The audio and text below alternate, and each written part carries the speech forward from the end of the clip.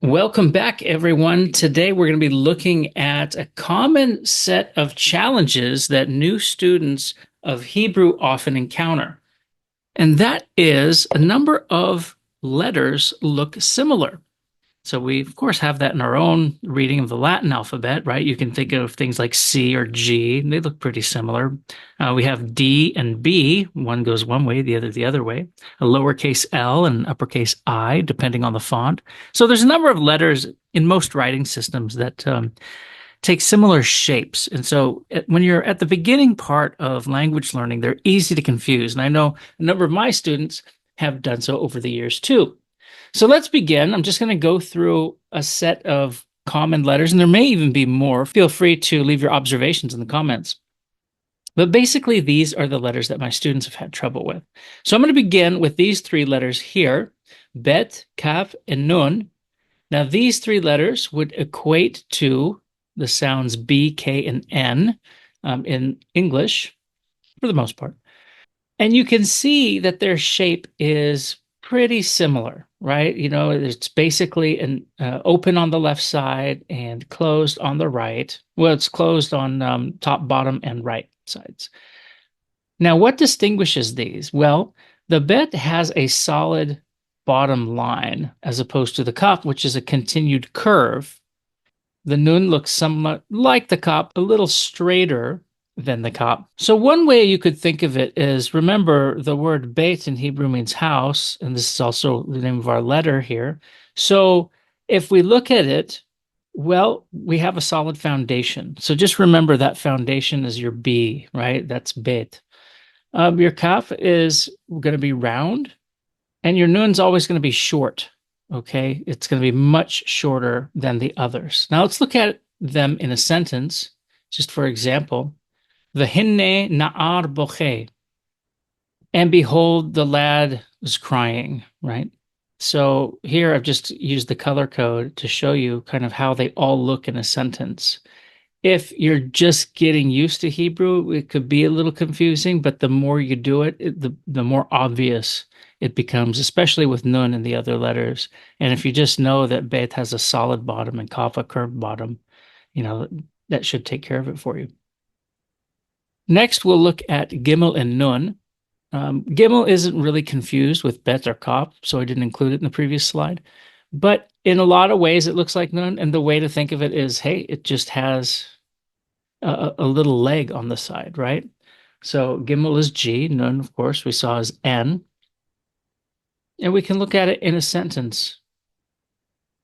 V'technov Rachel et haterafim asher la'aviha. And Rachel stole the teraphim that were her father's, right? And so you can see how the G and the N are very close to one another in the way they look, but you know that little leg is going to be the distinguishing factor on the G or the Gimel. Next, we'll look at Dalet and Resh. Basically, these are the same sort of shape. In fact, when you look at really old stuff, the Paleo Hebrew, it's even more, you know, it's tougher on that to distinguish. But the key point, not unlike, you know, our Bet and Kaf discussion, is one is more rigid and the other is more curved. So these equate to D and R, Dalet and Resh. And so when you see Dalet, you see something that is just a little more boxy. And in fact, even though this is the Times New Roman font, which is basically what you're going to see if you open the BHS, that is to say the major print of the Hebrew Bible today, it's going to show you that there may be some portion of the letter hanging toward the right. Okay, you can see the line isn't directly underneath the end on the right side of Dalet. It's a little bit indented. Whereas Resh is just a downward stroke, right? It's a curve and a downward stroke. So horizontal, curved, and a downward stroke. So Resh is curved. Dalet is durable. I don't know. Think of it however you want. Curve versus durable. And an example, Vaydaber Elohim el Noach lemor.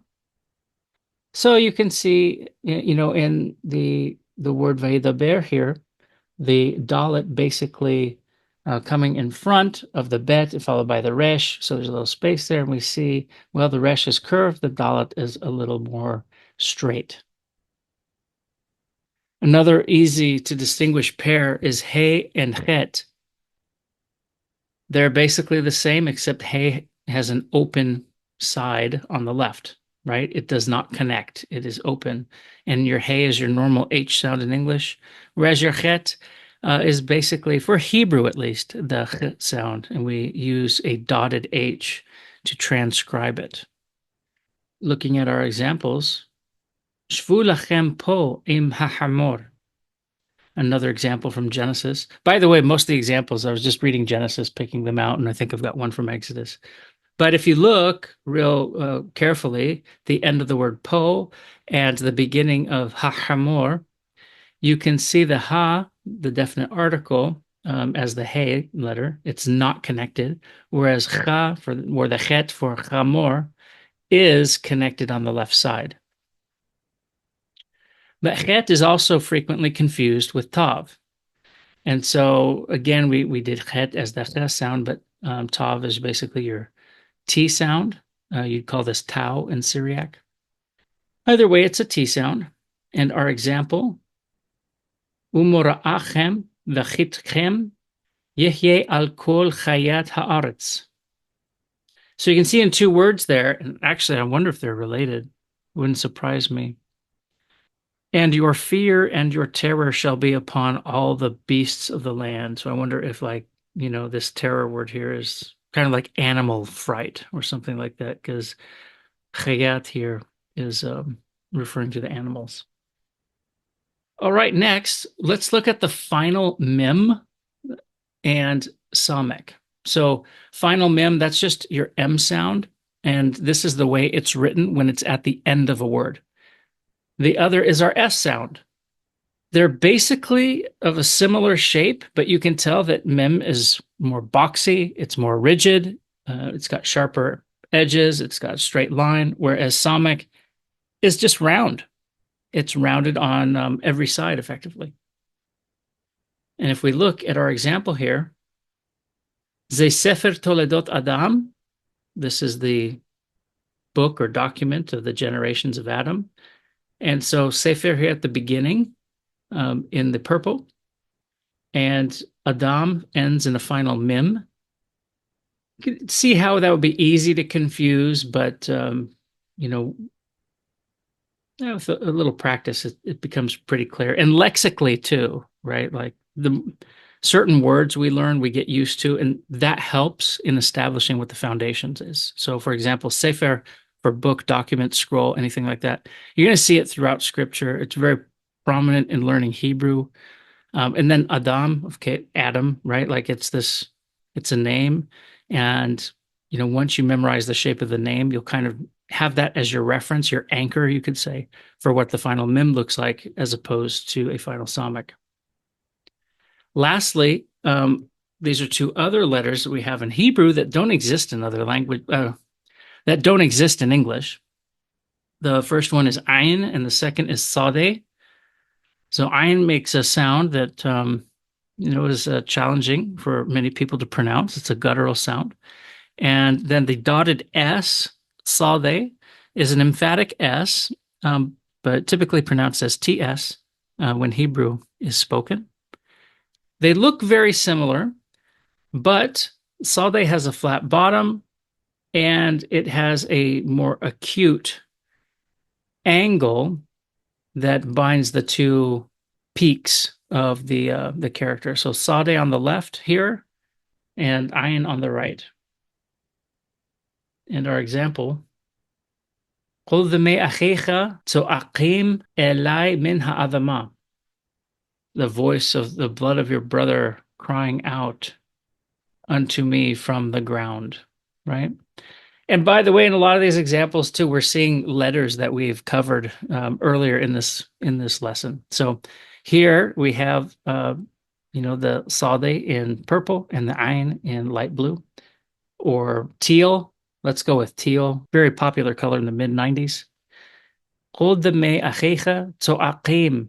Okay, so The sounds, they're both difficult, but you can see how they would be confused, right? So just real quick, going over what we've seen. Here are our letters that are confusing. If you need to, watch this video until you get it right. I don't think it'll be too difficult. The more Hebrew you read, the easier this is going to get. It's an early level problem. If you find yourself mixing these up, you're not alone. I mean, years worth of students all have a similar set of challenges. Sometimes, you get lucky and you learn it early. Other times it takes a little while. And once you get it, you got it. Thanks so much for watching. Do the algorithmic duties, like, share, subscribe, be a friend, and comment below, or be a foe and comment anyhow. Take care, everyone. Lahitraot.